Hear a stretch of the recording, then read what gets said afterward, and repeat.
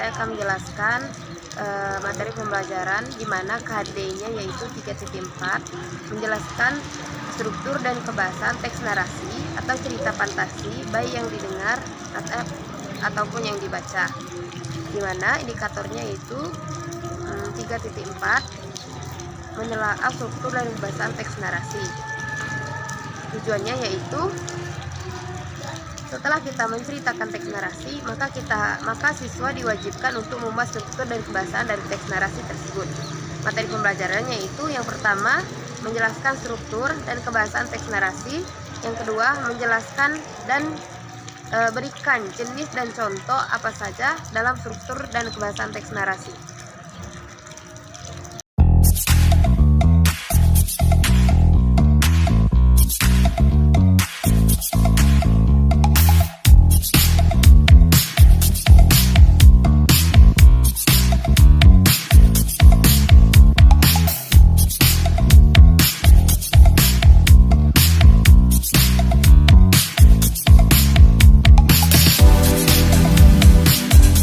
Struktur teks narasi.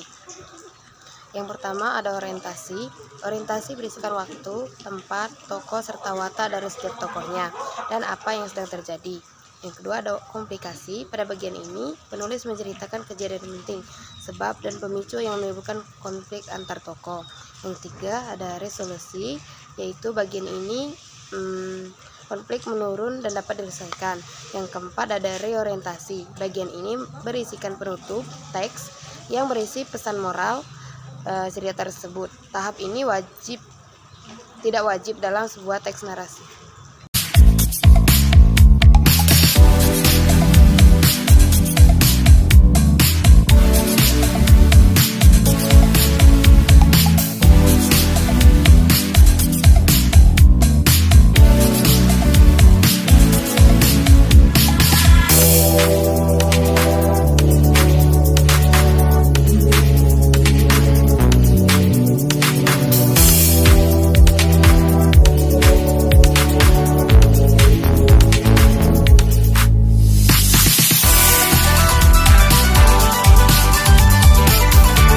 Unsur kebahasaan teks narasi.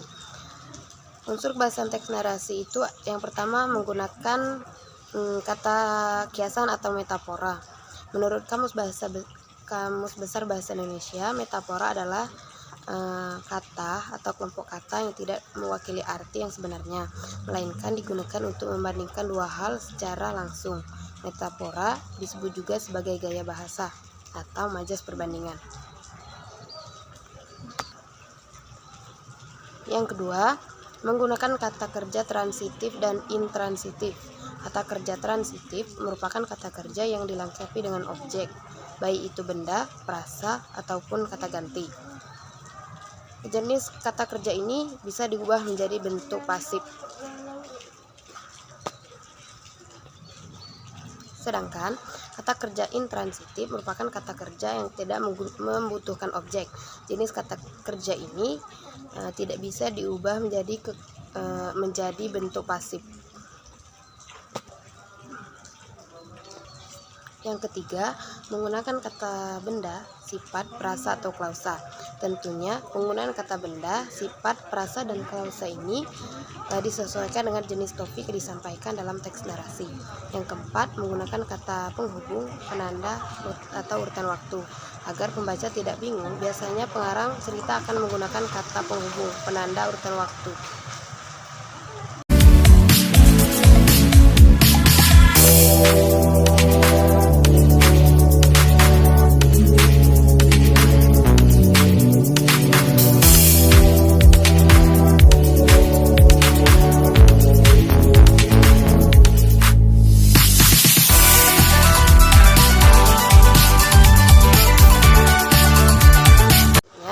Saya akan menjelaskan tentang jenis teks narasi.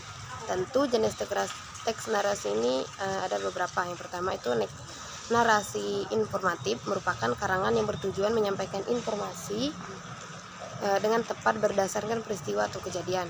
Yang kedua, narasi artistik. Narasi artistik adalah karangan yang menceritakan suatu kisah atau peristiwa dengan tujuan untuk memberikan pengalaman estetis kepada pembacanya.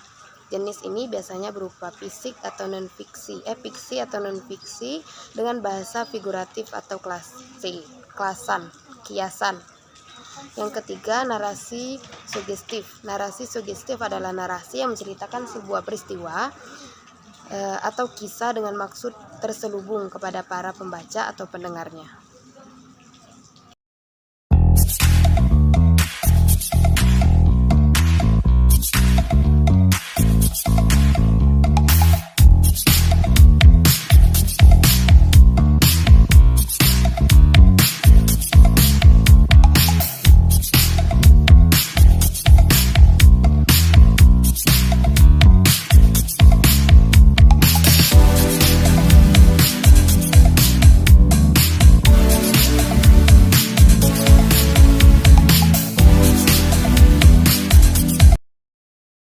Selanjutnya, contoh dari teks narasi. Contohnya ini bisa berupa cerpen, novel, cerita fabel, biografi, atau cerita fantasi. Tujuan dari teks narasi adalah untuk memberikan informasi, hiburan, dan pengetahuan bagi para pembacanya. Bisa juga untuk membagikan atau menyampaikan suatu pengalaman agar pembaca turut merasakannya.